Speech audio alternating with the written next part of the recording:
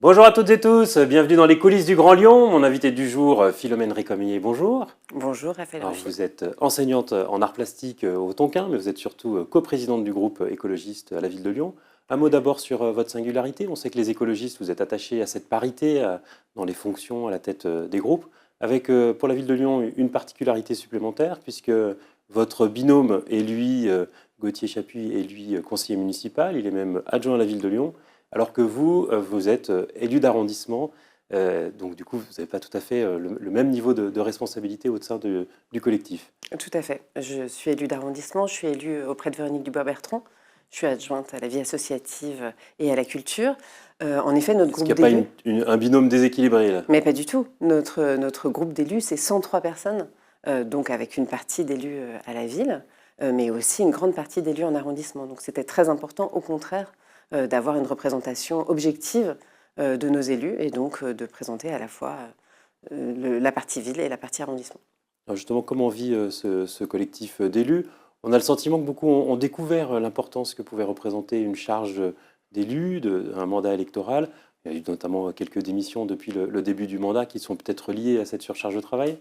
Alors, surcharge de travail, certainement pas. Investissement important, oui, c'est certain. Et puis, au bout de 2 ans qu'il y ait quelques changements, ça n'est pas forcément très étonnant. En effet, on découvre parce que nous ne sommes pas des professionnels de la politique, mais par contre, nous sommes des gens investis et très volontaires dans ce mandat. Et donc, c'est plutôt très positif. Vous avez été élu avec la promesse d'un nouveau mode de fonctionnement entre la ville et ses arrondissements, et puis le fait que vous ayez fait un groupe coprésidé de cette manière aussi. Au final, on a le sentiment qu'il n'y a pas eu beaucoup de changements, tout simplement parce que les arrondissements ont toujours très peu de pouvoir et toujours pratiquement pas de budget. Alors, évidemment, nous sommes encadrés par la loi, hein, la loi Paris-Lyon-Marseille qui génère aussi un certain nombre de restrictions, mais aussi des possibilités de changement. Et la place des arrondissements est malgré tout beaucoup plus importante, notamment avec une place des maires plus importante dans la gouvernance et une place des arrondissements. Enfin, vous le voyez au niveau de la coprésidence. Enfin, notre groupe, notre bureau qui représente l'ensemble des élus est paritaire aussi au niveau représentation, arrondissement et ville. Ça, c'est pour la symbolique, mais en termes Non, de c'est pas pour prise la de décision, symbolique, ça se passe toujours à mais bien l'hôtel de sûr que ville. non. Enfin, on les représente et donc on fait remonter aussi les attentes des arrondissements. C'est pour ça qu'on est là. En matière de participation citoyenne, qui est aussi un de vos grands chevaux de bataille, Mhm. on a plusieurs concertations en ce moment. On a le sentiment que la participation n'est pas toujours au rendez-vous. Je regardais par exemple hier la concertation sur la piétonisation de la presqu'île, qui est quand même un des gros enjeux de cette Mhm. période. On n'est toujours pas à 1000 participants hier. Et quel sens ça a des concertations où il y a si peu de C'est participants? nouveau pour les Lyonnais d'être consultés de cette manière, mais pour nous c'est essentiel parce que remettre le citoyen au centre et lui donner la possibilité de prendre des décisions et lui donner la possibilité de donner son avis, c'est essentiel. Alors que pour le moment les participations ne soient pas optimum, certes, mais on a encore 4 ans devant nous et ce sont des habitudes qui vont se prendre. Et moi j'ai toute confiance en les Lyonnaises et les Lyonnais qui vont s'emparer en fait de ce nouveau pouvoir qui leur est donné. Il y a d'autres formes de participation aussi. On a vu la pétition contre la suppression de 1700 places de stationnement. Elle a un petit peu plus de 1000 signataires. Et on a entendu Ouais. Fabien Bagnon aujourd'hui dans le Progrès dire que ça ne serait pas pris en compte. Ça veut dire qu'il y a des Mais participations citoyennes valorisées et d'autres non? Mais non, mais enfin, après, il faut être un peu objectif, hein. Cette pétition, elle a été notamment beaucoup relayée par Pierre Oliver. En fait, elle était dénuée de toute objectivité. Il parlait de suppression de places de parking sans prendre en compte les voitures électriques, les voitures en autopartage, les deux roues motorisées ou non. Enfin, après, faire des pétitions comme ça, mais sans donner toutes les explications, ça n'a aucun sens. Et d'ailleurs, Bruno Bernard s'en est également expliqué. Enfin, je vous invite à regarder sa réponse. Voilà, il n'y a pas de problème. En fait, on rééquilibre la place des voitures, des piétons, des vélos dans la ville, mais en fait, on ne fait qu'appliquer le programme que nous avions annoncé et pour lequel nous avons été élus. Mais au final, il y a quand même plus de gens qui vont signer ce type de pétition que de gens qui vont participer aux grandes concertations que vous lancez. Mais, enfin, comment vous dire évidemment, enfin, si les gens qui râlent toujours plus fort que les gens qui sont volontaires. Mais encore une fois, on est en train de changer la place du citoyen dans cette ville, et donc ça va se faire petit à petit. Mais après, enfin, ça n'est qu'un terreau à partir duquel nous prenons des décisions et on va regarder ça avec objectivité. Autre participation qui vient de se terminer, d'ailleurs, c'est sur les terrasses. On a vu que ça avait pu créer des crispations avec l'inquiétude que les terrasses soient fermées à 22h30. Quel bilan vous faites de cette concertation plus Alors, précisément? on ne fait pas de bilan pour le moment, puisqu'elle vient de se terminer.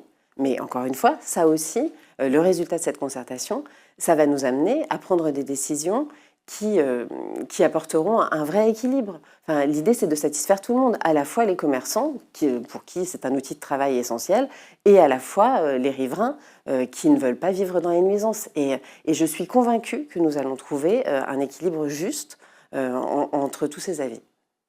En termes d'équilibre, vous avez pu faire afficher une opposition et une majorité unie sur la question de l'énergie pour Ouais. cet hiver. C'est un peu l'arbre qui cache la forêt. On a l'impression que les rapports avec l'opposition depuis le début du mandat sont quand même pas optimums. Enfin, chacun est dans son rôle. L'opposition est dans son rôle d'opposition, la majorité est dans son rôle de majorité. Après, je me réjouis vraiment qu'on ait pu se mettre tous autour de la table pour ce travail sur la sobriété. Enfin, on prend un peu de hauteur et tant mieux si la ville de Lyon peut être en pointe à ce niveau-là et parvenir à réunir tout le monde pour des sujets de si grande importance. Un dernier mot sur les budgets participatifs. On sait qu'il y a des moyens qui ont été mis sur la table.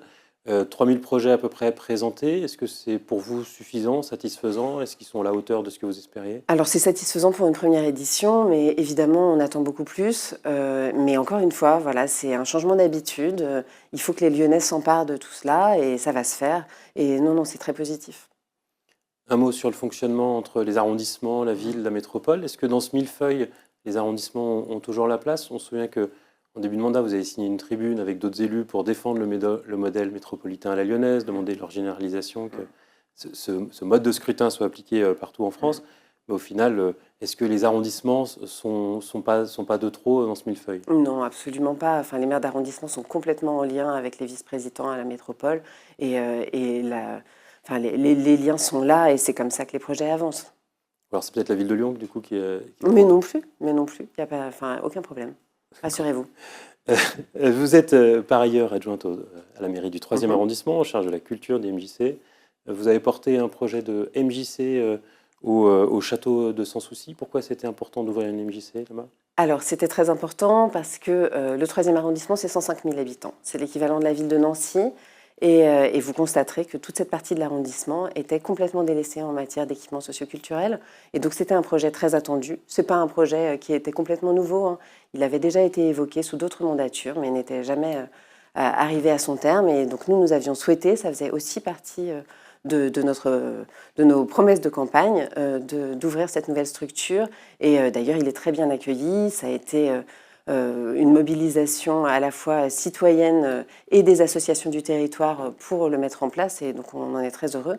Donc là, c'était le lancement la semaine dernière et pour une ouverture pleine et entière à la fin de l'année. Philomène Rocamaillet, je vous remercie. Merci. Et moi, je vous dis à lundi pour une nouvelle émission des coulisses du Grand Lyon.